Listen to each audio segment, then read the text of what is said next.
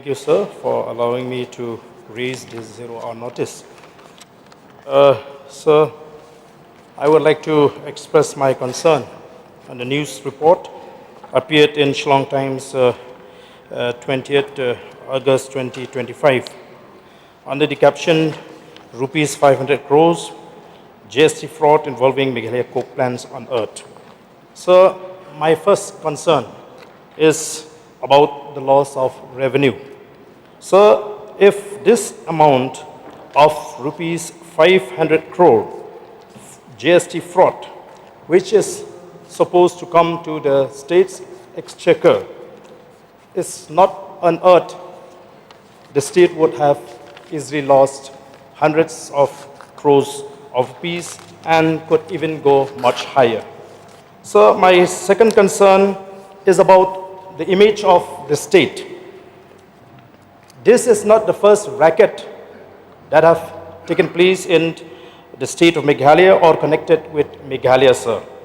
In the recent past, we have witnessed, major rackets that are taking place in Meghalaya, such as international bike smuggling rackets involving Bangladesh nationals, infiltration racket, cattle smuggling racket, trafficking racket, gold smuggling racket, and the list can go on and on, sir.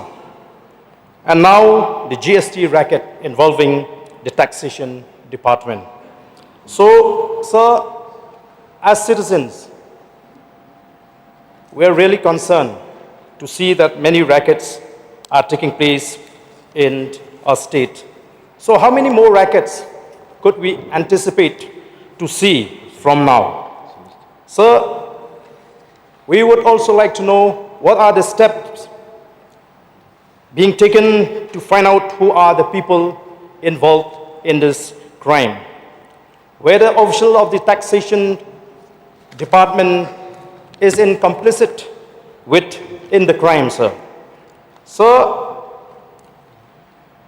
what is the assurance from the government that such activities will be dealt sternly and severely to deter such occurrence from time to time?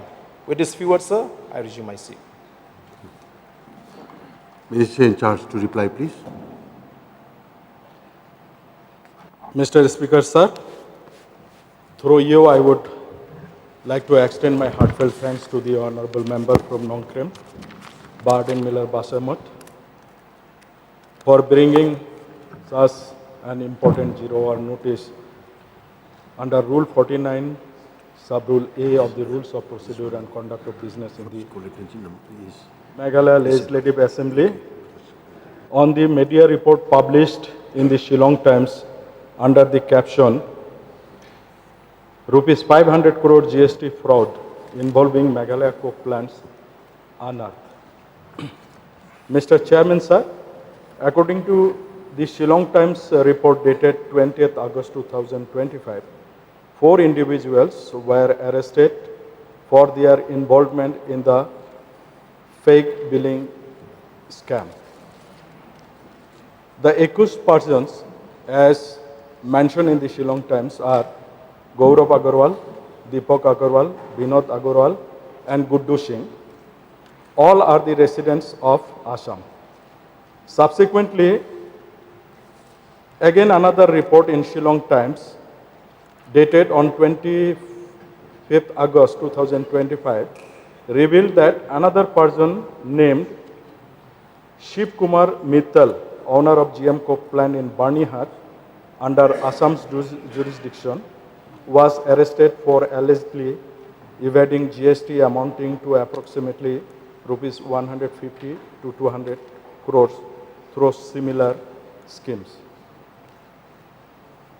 However, the Director General of GST Intelligence has not yet disclosed details of the Meghalaya State GST Department regarding which specific coke plants in Meghalaya was benefited from these fraudulent scams. Mr. Chairman, sir, it must be noted that legally sourced coal within Meghalaya has been limited ever since National Green Tribunal banned red hole mining in the year 2014. As a result, coke plants rely mainly on the coal obtained through district administration auctions, and to meet their full requirement, they also procure coal from outside the state. Input tax credit is a key feature of the GST framework, as it allows recipients to reduce their output tax liability. A recipient can claim ITC, that is input tax credit, only when invoices are reported to in GST returns. On the GST portal, all interstate coal purchase invoices of coke plants in Meghalaya are duly reflected with corresponding UA bills generated to record the movement of coal into the estate. The challenge, however, lies in verifying the genuineness of such invoices. State GST officers cannot cross-check the returns of the taxpayer registered in other states.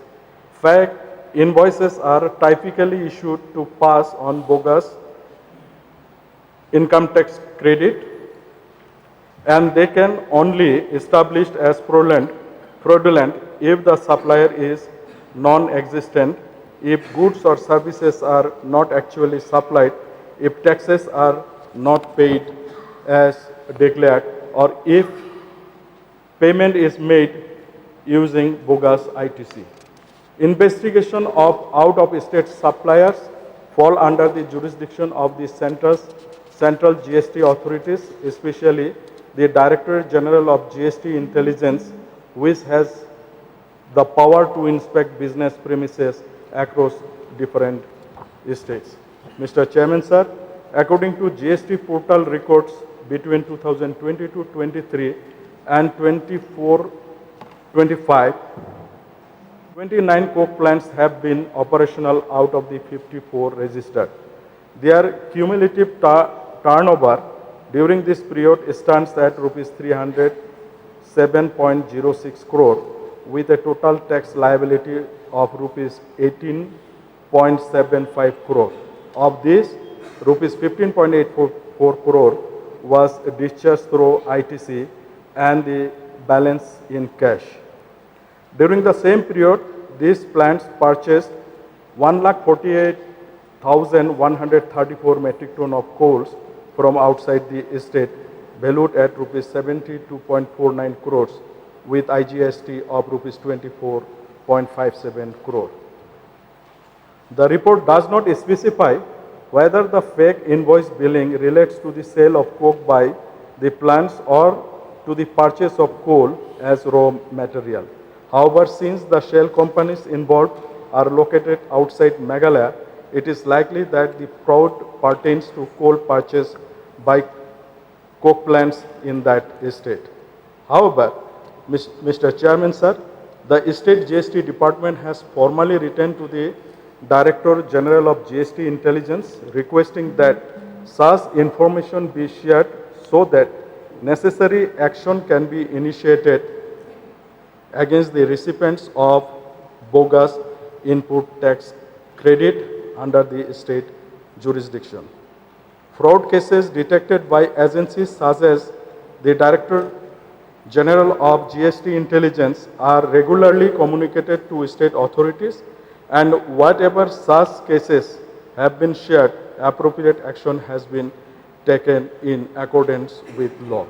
Mr. Speaker, sir, I can assure the House that the State GST Department is actively investigating fake firms operating within the state of Meghalaya, which are engaged in passing on input tax credit to recipients located outside the state, and the findings of such investigation is shared with the respective state authorities so that coordinated action can be taken against the fraudulent entities involved and proper action can be taken against them accordingly.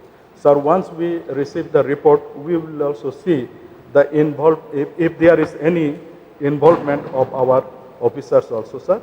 We are not sitting idle, we are taking care. I do assure that appropriate action will be taken.